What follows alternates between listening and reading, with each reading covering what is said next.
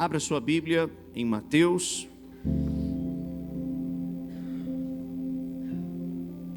Mateus capítulo de número 28, versículo 19 e versículo de número 20.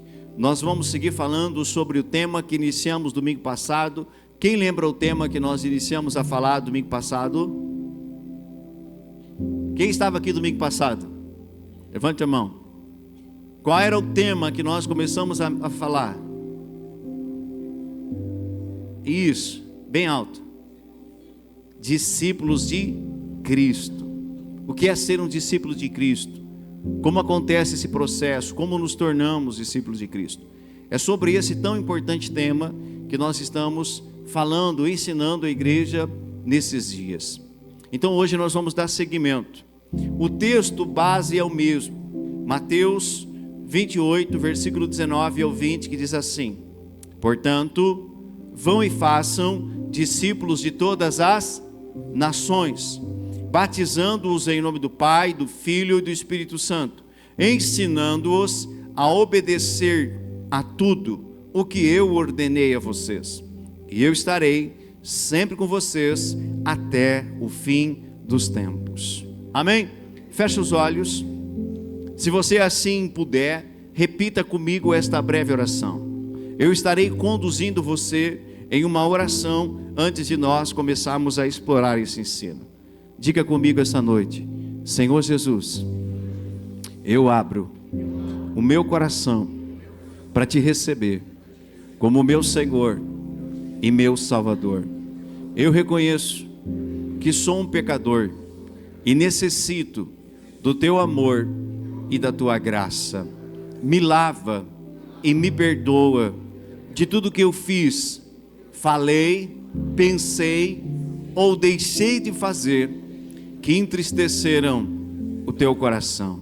Me lava agora com o sangue de Jesus e leva o meu pensamento cativo ao senhorio de Cristo. Eu não aceito sair daqui da mesma forma. Muito obrigado, em nome de Jesus. Siga de olhos fechados. Vou fazer uma oração. Pai, nós reconhecemos que sem ti nada somos e nada podemos. E aqui estamos essa noite, Senhor, para cear, fazer parte do corpo e do sangue de Cristo. Mas também como igreja nós queremos continuar crescendo na graça e no conhecimento. Que esta noite mais uma vez teu espírito de sabedoria, ele venha se mover nesse lugar. E a tua palavra, ela seja revelada a cada coração dos teus filhos que aqui estão. Que o nosso espírito e todo o nosso ser seja iluminado por tua palavra e pelo teu espírito essa noite. Se ainda há dentro de nós áreas que ainda não foram acessadas pela luz do teu evangelho, Senhor, que nessa noite todas as trevas que porventura ainda habitam dentro de nós sejam removidas e que possamos sair daqui diferentes, melhores, transformados, ativados, consolados, exortados e edificados pelo Senhor e pela tua palavra. Espírito Santo, não me deixe errar. Quero, Senhor, mais uma vez poder fluir dentro da direção que o Senhor tem e ver o teu reino e a tua glória se manifestando em nome de Jesus. Amém? Eu vou fazer uma breve recapitulação daquilo que nós falamos domingo passado, para que você compreenda. Eu não vou trazer a mesma mensagem, mas eu quero introduzir aqueles que não tiveram domingo passado naquilo que nós começamos a abordar. Então essas são as instruções de Jesus para os seus filhos, para os seus apóstolos, homens que andaram com ele 3 anos e meio, homens que ele treinou na teoria e na prática, homens que ele instruiu e que o próprio Deus mostrou para eles que seriam aqueles que dariam seguimento à sua obra. Então Jesus, ele tinha muitos discípulos, mas eles que ele chama para perto, os 12 ele chama de apóstolos, e esse ele começa a investir um tempo maior. Ele começa a sentar com eles, ministrá-los, partir o pão com eles, ou seja, ele vai transmitindo vida, conhecimento, ele vai transmitindo também a parte prática para que eles se tornem depois aqueles que vão dar seguimento à igreja nessa terra. 3 anos e meio eles estiveram com Cristo. Mas chegou um momento onde Jesus ele precisava retornar ao Pai, aonde a sua missão na terra estava sendo concluída. Então Jesus ele reúne os seus apóstolos e declara para eles: Deus me deu, o Pai me deu todo o poder no céu, na terra e debaixo da terra. Foi-me dado todo o poder, toda a autoridade, e agora eu estou delegando esse poder, delegando essa autoridade para vocês, para que vocês deem seguimento à minha missão que eu iniciei nessa terra. Eu quero agora que vocês vão por todas as nações e comecem a fazer, diga discípulos. A palavra discípulo, ela significa seguidor, aquele que deseja aprender. Então, nesse caso aqui, discípulos de Cristo. Então, a missão maior dos apóstolos não era apenas pregar, não era apenas pregar a mensagem. Além de pregar, era conduzir aquelas pessoas a se tornarem discípulos de Jesus. Aí eu te faço uma pergunta: um discípulo nasce pronto? Não, demora tempo, dá trabalho. E o discípulo, querido, ele precisa, assim como o discipulador, ter um compromisso. Ambos precisam ter um compromisso. Eu te faço uma pergunta: você consegue ensinar alguém que não quer aprender? Por melhor que seja o professor, melhor que seja o mentor, melhor que seja aquele que Deus escolheu, se o outro não quer aprender, se o outro não quer seguir, não tem como. Então é necessário um compromisso do discipulador e também daquele que quer se tornar um discípulo de Cristo. E aquele que Deus escolheu, que já sabe um pouco mais, agora vai começar a derramar o conhecimento sobre aquele que ainda não sabe, sobre aquele que deseja se tornar um discípulo de Cristo. E o caminho para se tornar um discípulo de Jesus é por meio do discipulado. Diga discipulado. O que significa a palavra discipulado? Discípulo andando ao lado do mestre, lado a lado. Nesse caso aqui, querido, Deus está nos chamando para fazer discípulos para Jesus, e hoje Deus ele está falando por meio das nossas vidas. Então Deus está levantando líderes, pastores, ou seja, mestre em todos os lugares, para que esses homens sigam fazendo a missão de Cristo, que é fazer discípulos. Então é necessário um compromisso, diga compromisso, tanto do discipulador como do novo discípulo. Então o preço do discipulado é alto, diga há um preço a ser pago para o discipulado. E o primeiro deles é a renúncia. Diga renúncia. A primeira coisa que o discípulo de Jesus precisa renunciar é a sua vida de pecado, é a sua velha vida, as coisas que você fazia antes de conhecer Jesus, que agora você começa a conhecer a palavra de Deus e você começa a olhar para a tua vida e ver que está errado. Estas coisas que você talvez fazia outrora, antes de ter uma aliança com Cristo, agora, porque você está conhecendo a Jesus, e você quer se tornar um discípulo dele, ninguém vai te obrigar a você deixar de fazer. Voluntariamente, pelo convencimento do Espírito, você vai começar a abandonar as velhas práticas. É necessário uma renúncia, diga renúncia. Então a primeira renúncia é o pecado, é a velha vida, e você agora vai começar a viver de acordo com a vontade do Pai para você.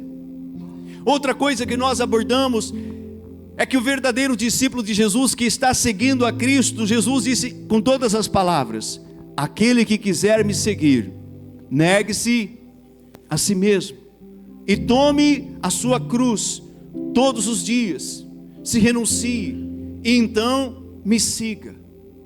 Então você vê que Jesus ele é muito claro: aquele que quer me seguir, ele precisa primeiramente se negar a si mesmo.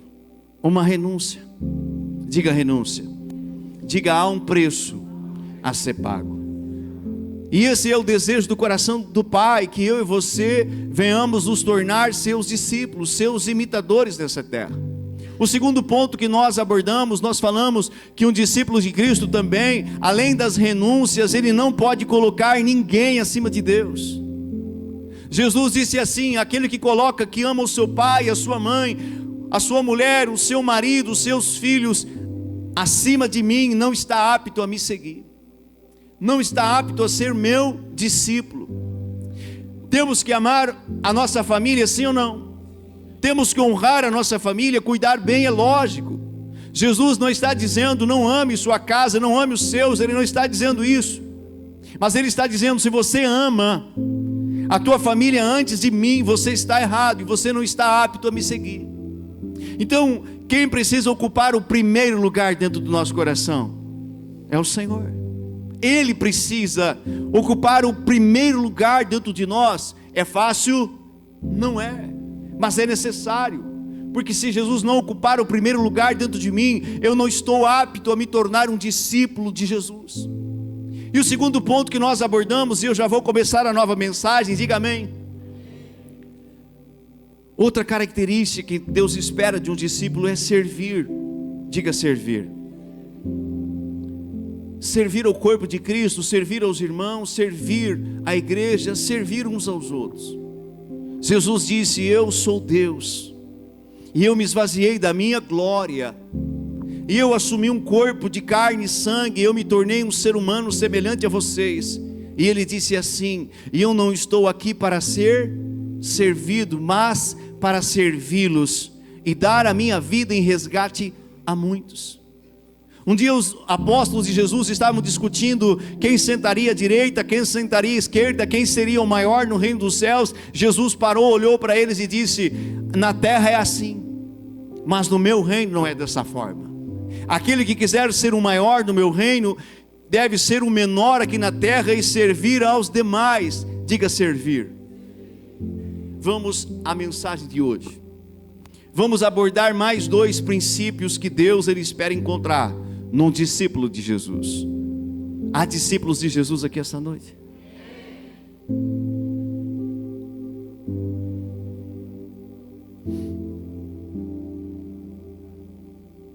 Hoje nós vamos abordar 2 temas preciosos também, 2 pontos preciosos. O primeiro deles, obediência.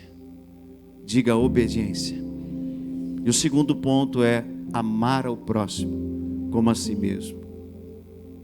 Dentro do processo do crescimento de um discípulo de Cristo, dentro desse processo onde Deus Ele está nos levando a ser mais semelhante com eles, uma das realidades que Deus espera de nós é a obediência. E eu quero ler o texto de João capítulo 8, versículo 31 ao 32, que diz assim: Jesus disse aos judeus que haviam crido nele.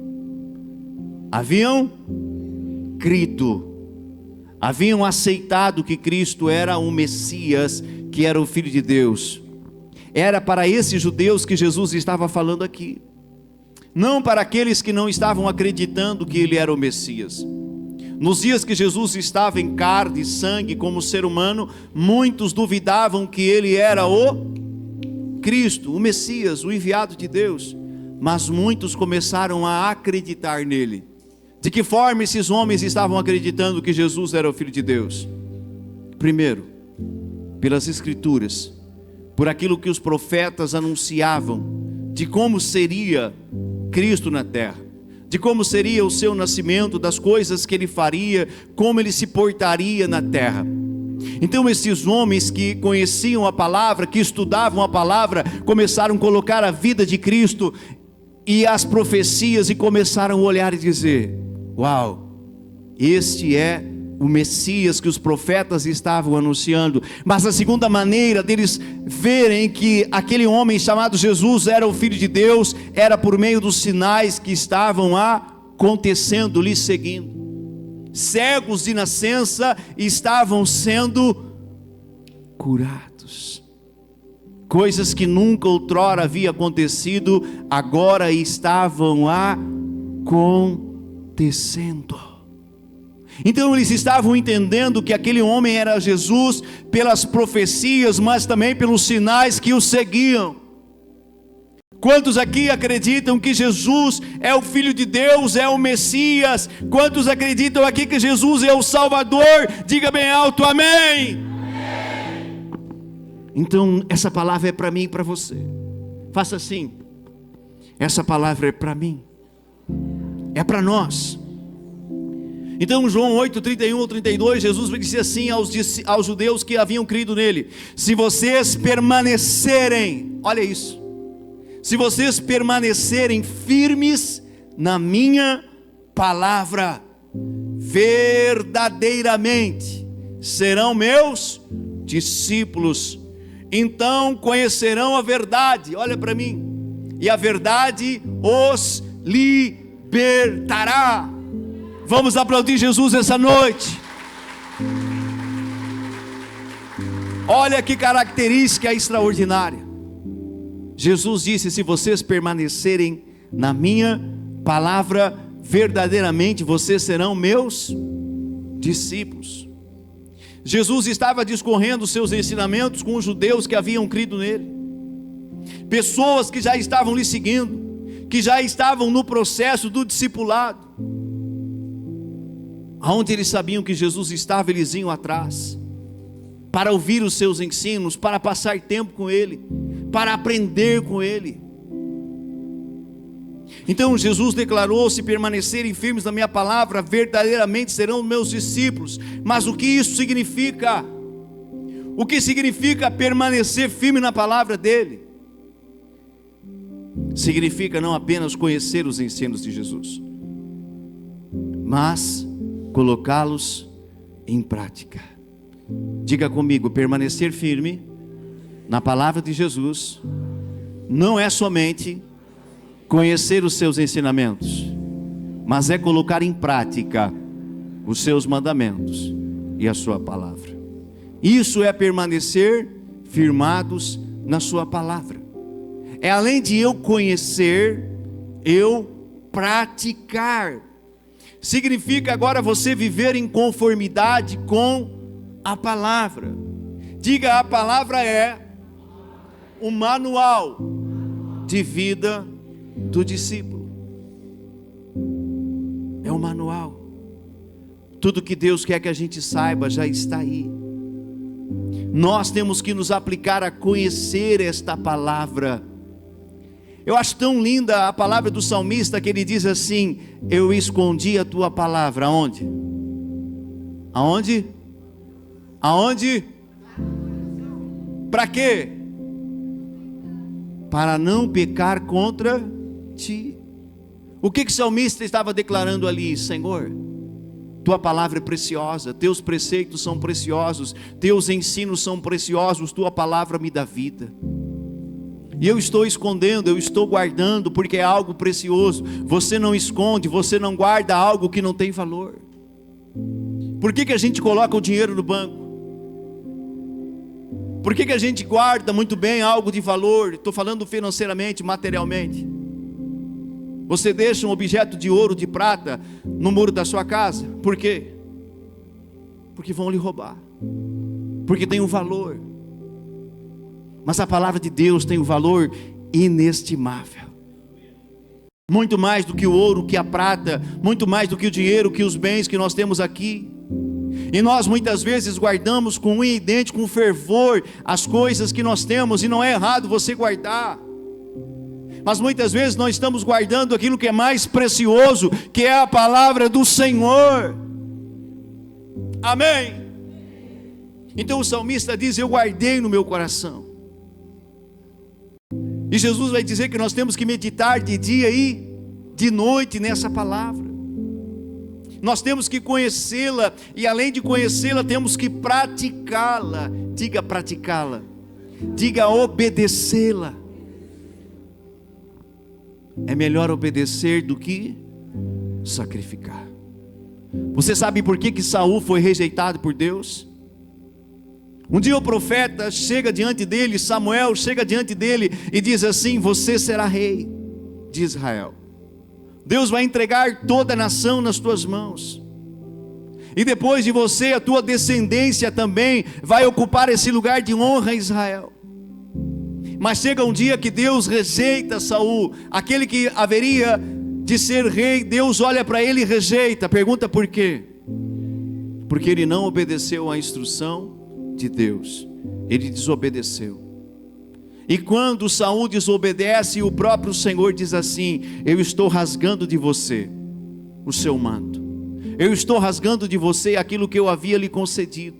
Você não será mais rei, nem a sua descendência. Eu estou passando para outro aquilo que deveria ser seu, porque você não valorizou, você não me obedeceu. Amém? A palavra de Deus não é para ser questionada, a palavra de Deus é para ser obedecida. Sabe o que separa os vencedores daqueles que permanecem vivendo de qualquer maneira? A obediência aos mandamentos e os princípios de Deus. É isso que separa aqueles que estão vencendo e aqueles que vão vencer, daqueles que vão permanecer, querido, desta maneira, um pouco em cima, um pouco embaixo, um pouco em cima, um pouco embaixo, vivendo em ciclos de derrota. É isso que separa aqueles que querem vencer. Quem quer vencer aqui esta noite? Levante a mão para o céu e diga: eu quero vencer, eu quero avançar. Diga: eu quero conquistar. Passa por o princípio da obediência. O apóstolo João, um dos apóstolos que andou com Cristo, na primeira carta de João, capítulo 2, versículo 3 ao 6, ele vai falar o mesmo tema. Desta forma sabemos que o conhecemos. Olha as palavras de João, irmão. Desta forma sabemos que o conhecemos, se obedecemos aos seus mandamentos. Se eu digo que conheço ao Senhor e não lhe obedeço, eu estou sendo um diga ai, ai, ai. Não, diga mais forte, diga ai, ai, ai. É isso que João, o apóstolo de Jesus, que sentou aos seus pés, que foi ensinado e que recebeu a própria instrução de Cristo: ei, vá, faça discípulos, ensine o que você aprendeu comigo. Está falando aqui para a igreja. Vamos seguir para você entender. Aquele que diz eu conheço, mas não obedece aos seus mandamentos, é mentiroso e a verdade não está nele. É forte, não é? É forte. Mas se alguém obedece a sua palavra, nele verdadeiramente o amor de Deus está sendo aperfeiçoado. Diga aperfeiçoamento. Nós estamos em construção, irmãos. Ninguém de nós aqui está pronto, ninguém de nós aqui está plenamente feito. Eu estou completamente, a obra do Senhor já se concluiu na minha vida. Tem alguém assim aqui? Se estiver, te prepara, porque já está marcada a hora e o momento da tua, que nem a gente diz no ditado popular, vai pegar a faixa. Se você estiver 100% preparado, Deus vai fazer assim: filho, terminou o teu tempo, bora comigo. Aleluia, amém. Se você não partiu ainda, é porque você ainda está em construção. Olha para o irmão do teu lado e diga assim: eu estou em construção.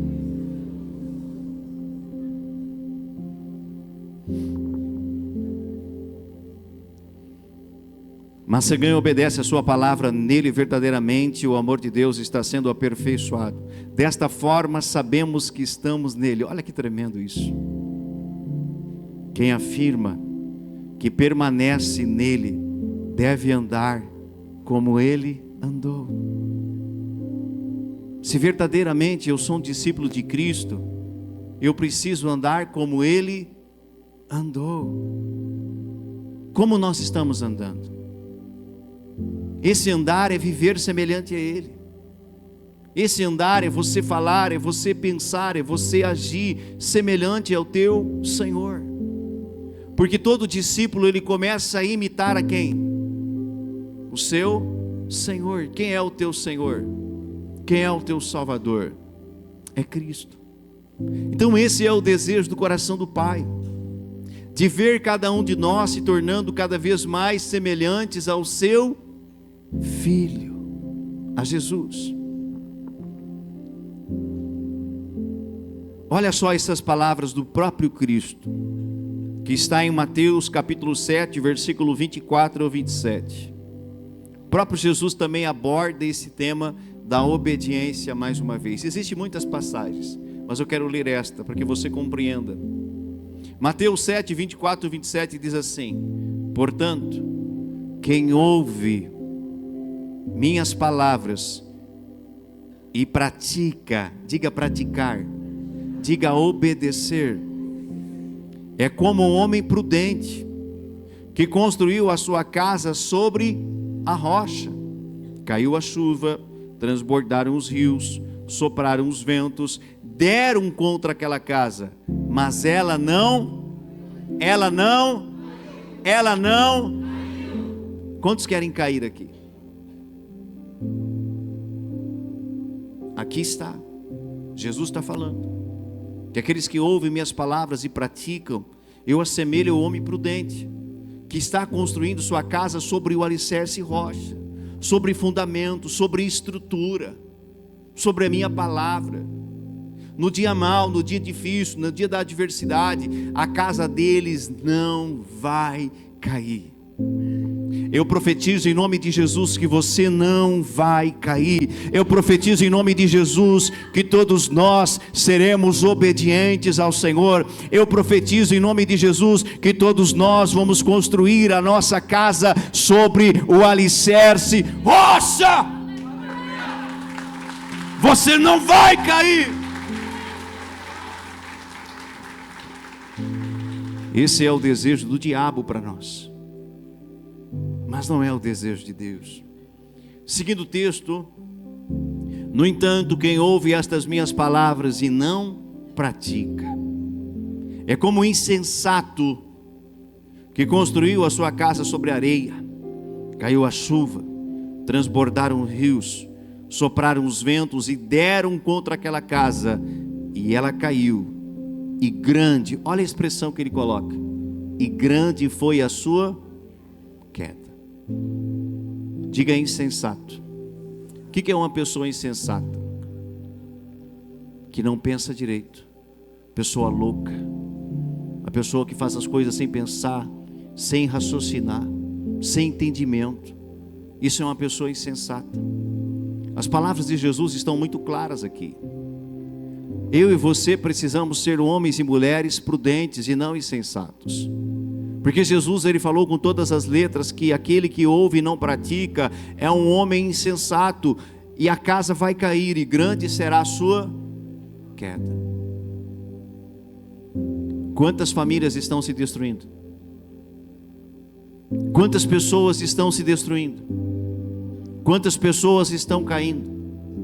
Que outrora você via estavam de pé, outrora você via estavam representando ao Senhor, outrora você via estavam ali até mesmo num púlpito a pregar a palavra, a ministrar a igreja, mas porque elas não obedeceram ao Senhor, porque elas vacilaram em algum momento da sua vida e pararam de obedecer, e talvez perderam o temor e começaram a pensar: não vai dar nada. Diga comigo: não vai dar nada. Vai dar sim. Dá sim, meu irmão. Dá queda, e grande é a sua queda, e todos contemplam a queda. A notícia boa ou a notícia ruim se espalha mais rápido? Qual? Por quê? Porque parece que nós gostamos. Nós gostamos de ouvir desgraça, gostamos, da Ibope vende, informação ruim vende, é assim ó, é como um rastro de pólvora que você coloca e larga fogo aqui, aquilo faz assim ó. Agora a notícia boa você fala: ah, tá bom, tá, ai que legal. Mas a notícia ruim, a gente abre os dois ouvidos. Como é que é? Para que faz um café aí, faz um chá da tarde, me conta todos os detalhes, Clédio. Foi medonho, horrível. E a gente fica horas e horas. A gente quer extrair tudo. Ela está grávida. E o interessante é que a gente não guarda só pra gente, não é verdade? Cláudio, tu nem sabe. Tive na casa do fulano, me contou tudo. Fizemos um café, um chimarrão. Menina, Aleluia. Mas vai ver se vai contar a bênção. A bênção a gente não tem a mesma motivação. Mas a desgraça. E aí todo mundo fica sabendo. Conheceu o fulano? Ih, conheci. Pois é. Você sabia o que aconteceu com ele? E às vezes a gente ri, irmãos, da desgraça dos outros. Só que Deus não nos chamou para rir da desgraça dos outros. Amém? Então nós temos que nos fortalecer enquanto ainda há tempo. Para que a gente não caia, para que a gente não seja envergonhado, para que a gente não seja instrumento de vergonha e blasfema do nome de Cristo. Nós temos que permanecer de pé. Pega a mão, vamos fazer um ato profético, se coloca de pé. Vai. Eis-turantia. Pegue a mão de alguém. Pegue. E faça esse movimento assim, ó, até aqui, ó, para não doer o seu braço. Se o irmão do lado vacilar e começar a cair, você será o apoio dele. Cristo em primeiro lugar, mas você, profeticamente, você vai estar pegando no braço dele. Você vai estar dizendo para ele, profeticamente, nós estamos declarando: se você tende a cair, eu estou aqui para te ajudar a não deixar você cair. E se você cair, eu vou te levantar, eu vou te ajudar, eu vou te fortalecer, e eu vou te colocar de novo na posição que você não deveria ter caído. Obrigado. Pode sentar e aplaudir Jesus essa noite.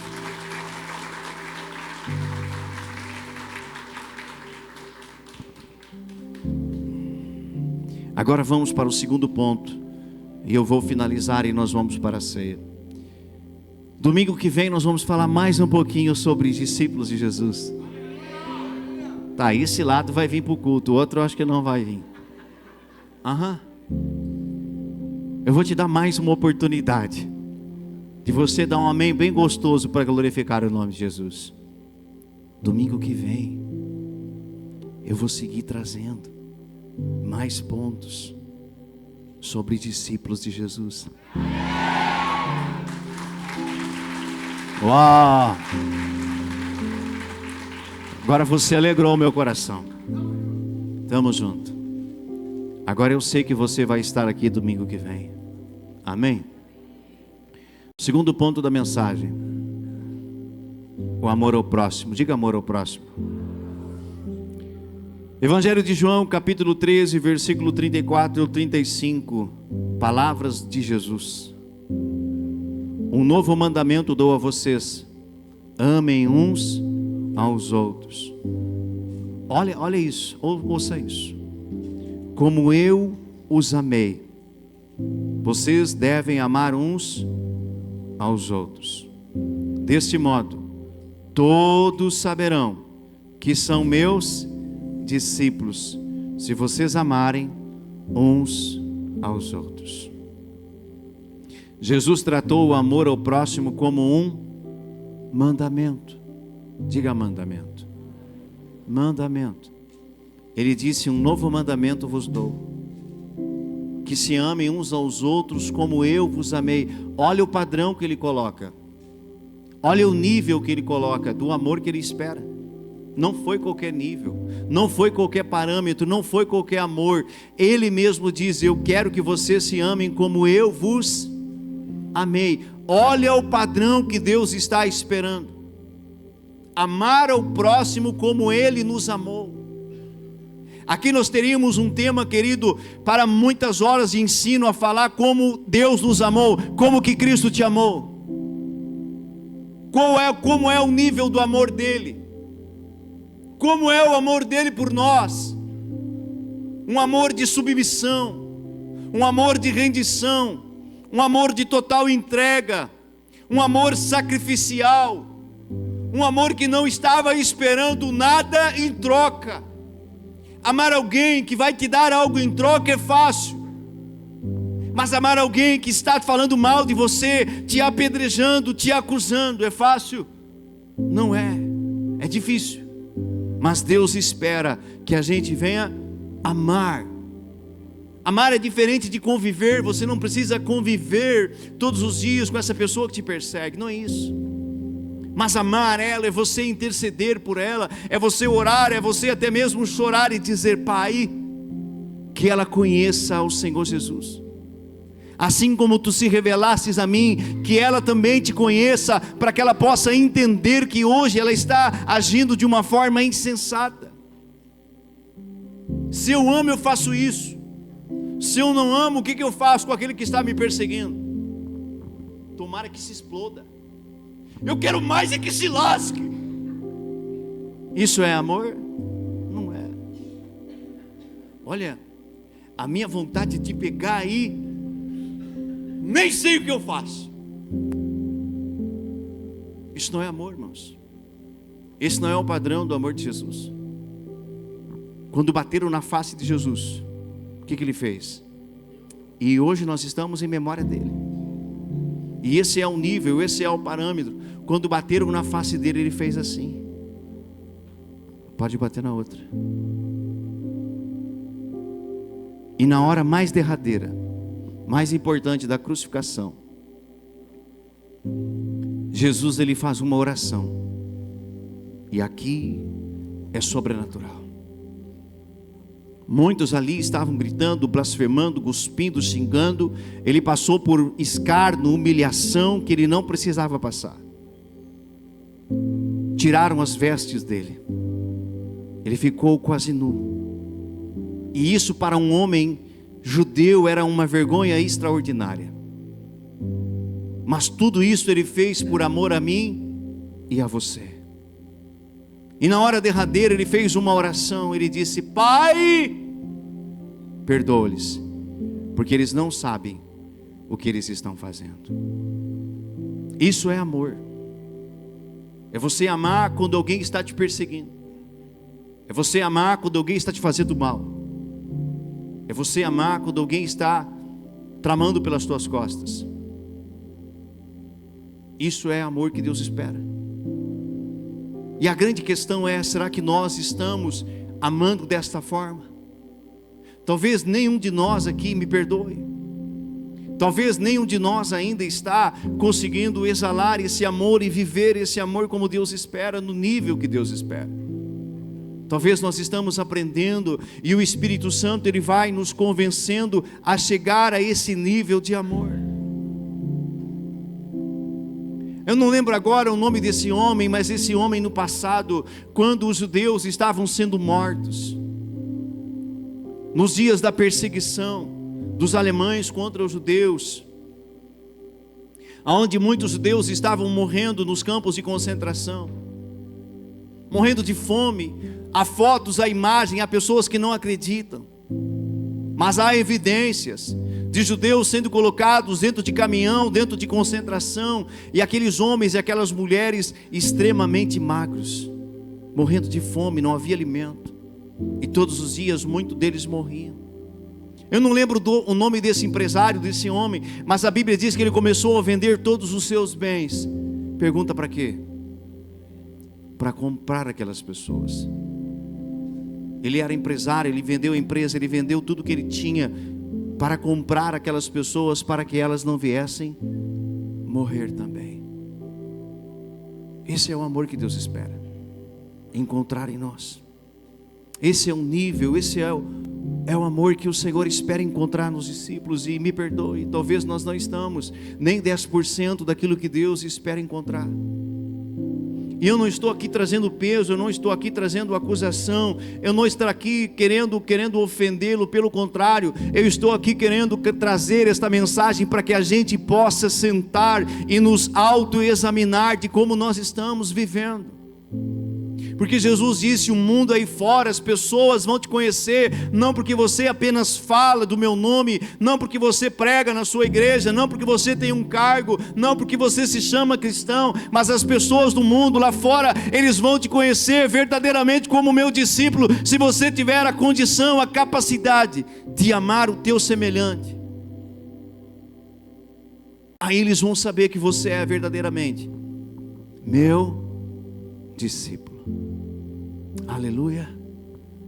Essa palavra, ela precisa mexer dentro de nós. Ela precisa mover algo dentro de nós. Nós temos que sair daqui incendiados, nós temos que sair daqui arrependidos, nós temos que sair daqui quebrantados, nós temos que sair daqui, talvez aqui no altar ou em casa, e dizer: Senhor, me perdoa, porque eu não estou sendo um discípulo verdadeiro como o Senhor espera. Me perdoa, eu estou falhando, mas eu estou ouvindo tua mensagem e eu quero melhorar. Eu quero melhorar, eu quero melhorar, eu quero ser mais parecido contigo. Diga amém.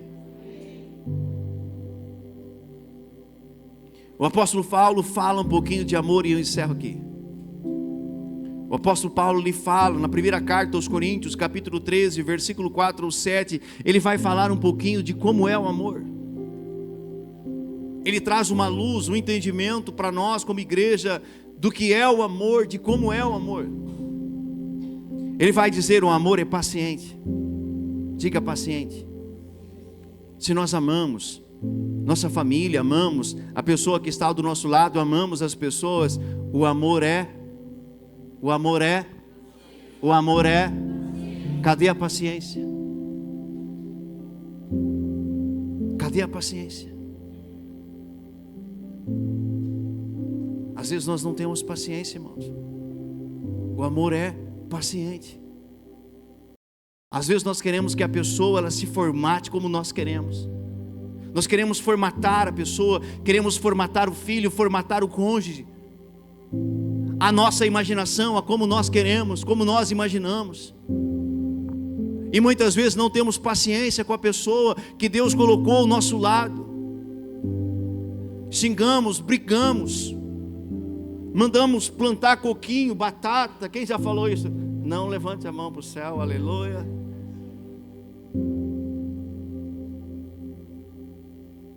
E quando Deus tira, e quando Deus recolhe, aí depois nós estamos lá, na beira do caixão. Como eu te amava. Ai, que saudade. Ai, como eu queria que você estivesse aqui. Para quê? Para seguir mandando longe? Nós temos que sair daqui sacudidos essa noite, balançados no espírito, nos autoexaminar e nos avaliar. Valorize a pessoa que Deus colocou ao teu lado. Valorize quem está contigo. Ame como Jesus amou. Mas pastor, tu não convive com ela nem com ele. E nem quero, é seu esposo, é sua escolha. Ai, ai, ai, glória a Deus. Eu convivo com a minha, com meu filho. Amém. Glória a Deus. Eu não sei o que Salomão tinha na cabeça. Pergunta por quê? Porque o homem não tinha só uma mulher. Naquela época ele tinha um harém de mulher. O cara era doido, irmão. Era pancada. Amém. Vamos lá. Me perdoa as mulheres, me perdoa. Eu ouvi um não aqui. Não ama de fato. Já vamos entrar aqui. Segura, segura. Segura que eu te pego agora, aleluia. O amor é bondoso. O amor é bondoso. Não inveja. Às vezes o vizinho, o parente, um familiar conta a bênção que recebeu e a gente fica. Não todos, mas alguns de nós. Louco de inveja. Trocou de carro, comprou uma casa nova, foi promovido. Ai, a gente não tem pessoas que não conseguem dormir, invejando. Isso é amor? Não é. O amor não inveja, não se vangloria,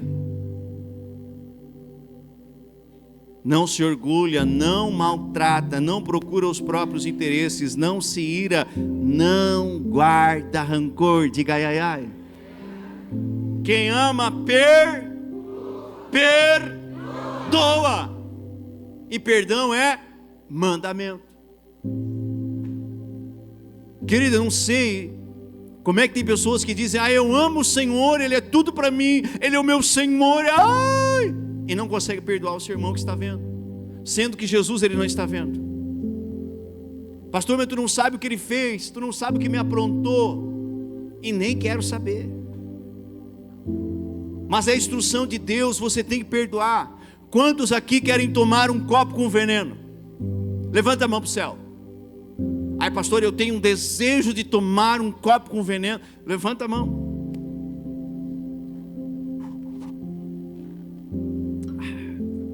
Mas sabia que muitos de nós estamos tomando um copo com veneno todos os dias? Como assim? Quando eu guardo dentro de mim rancor, ódio de pessoas, o meu coração está envenenado. E você, devagarinho, você está morrendo. Porque o veneno vai matando. Tem venenos que matam devagar, tem outros que são rápidos. O diabo não tem prazer em te matar rapidinho. Ele quer envenenar o seu coração. Então, se eu amo, eu não posso guardar rancor no meu coração. Se eu estou entendendo o que Deus espera de mim, eu preciso perdoar uns aos outros. Perdoar uns aos outros. Um dia Pedro chegou diante de Jesus e disse: quantas vezes eu tenho que perdoar aquele que me persegue? 70 vezes 7? Jesus olhou para ele e disse: não, você vai perdoar todas as vezes que ele te ofender. Amém? Esse é o amor, esse é um nível do amor. Perdão é necessário, é libertador, é transformador, é restaurador, é curador. Aleluia! Chega de carregar aí dentro do teu peito veneno. Perdoe logo. Se conserte logo. Remova isso do seu coração. Aleluia. Finalizando, o amor não se alegra com a injustiça, mas se alegra com a verdade. Tudo sofre, tudo crê, tudo espera, tudo suporta. O Ministério de Louvor, acessa o altar, por gentileza. Essa noite nós verificamos 2 pontos importantes. Qual foi o primeiro? E o segundo? Amor ao próximo. Que possamos meditar e nos autoexaminar, para ver se de fato estamos vivendo de acordo com aquilo que Deus espera de nós. Vamos aplaudir bem forte o Senhor esta noite. Se coloque de pé.